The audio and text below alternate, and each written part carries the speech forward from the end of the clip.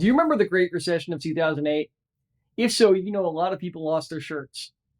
There were real estate investors who literally lost millions of dollars overnight. Now, none of us know when the next recession will hit or what it will look like.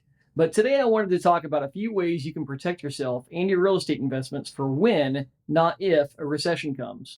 Hey, this is Greg Butcher of BluSky Equity Partners, and in this video, I'm talking about diversification. In other words, not putting all your eggs into one basket. To clarify, I'm not talking about diversifying to include stocks, mutual funds, gold, etc.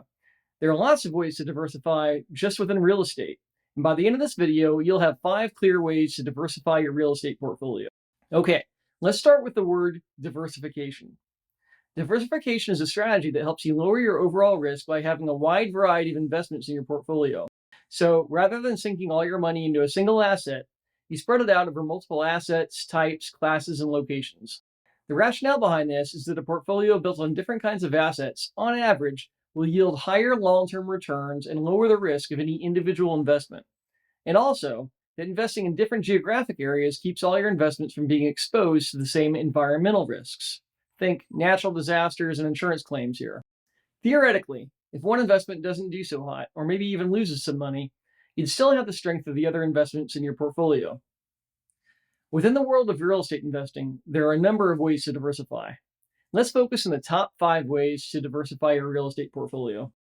Number 1 is the type of real estate asset. There are many different types of assets you can invest in. You can get into residential real estate through single-family homes or small multi-unit properties. Larger commercial properties like apartment buildings or warehouses are an option, like the syndication deals that we do. And let's not forget about mobile home parks, self-storage facilities, retail space, etc. Each has its pros and cons and should be considered based on your investing goals. Number 2 is location. Like I always say, live where you want and invest where it makes sense. Real estate is hyper-local, so it's critical to find markets and even submarkets that meet your investing goals. You don't have to be tied to your backyard. It can take some work now to start investing long distance, but it can be well worth it, especially if the city that you live in doesn't have strong job growth, population growth, or other factors that support your investing goals. Plus, by investing in different areas, you reduce the risk that a single hurricane or hailstorm, for example, will impact a large part of your portfolio.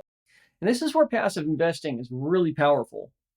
As a passive investor in real estate syndications, you can leverage the on-the-ground experience, connections, and expertise of the sponsor team to invest in some of the hottest markets around the country.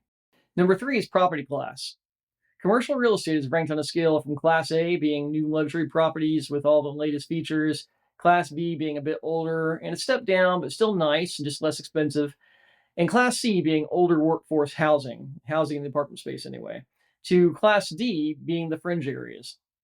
Depending on your investing goals, you might consider investing in some mix of those different asset classes. Number 4 is hold length. Now, many of the passive real estate investments that we do have a planned hold time of 5 years. However, there are syndications that hold for longer or shorter than that. Each has its pros and cons, so you may want to mix it up a bit to strengthen your overall portfolio. And finally, number 5 is funds. Now, I'm not talking about REITs, real estate investment trusts, where you invest in a company that buys real estate. I'm talking about real estate syndication investments where you and other investors pool your money together in a fund to invest in a variety of assets over time.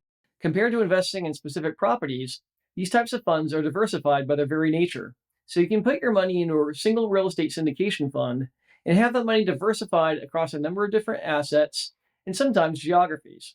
So there you go. The top 5 ways to diversify your real estate portfolio through the type of asset, the location, the asset class, the hold length, and through investing in funds versus specific properties. Meanwhile, I'd love to know, are you currently using any of these diversification strategies in your own portfolio? Comment below and tell me which ones you currently use or which ones you plan to use if you're interested in learning them more. Passive real estate investing can make it easier to diversify your portfolio without having to become a landlord. So, join me inside the BluSky Investor Club where you can see more details on past and upcoming real estate syndication deals, plus resources to learn more and get all your questions answered. I left the link to apply down in the description for you. Finally, if you like this video, please hit the like button below, share it with your friends, and be sure to subscribe. I'm Greg Butcher of BluSky Equity Partners. Thank you so much for being here with me today, and I'll see you next time.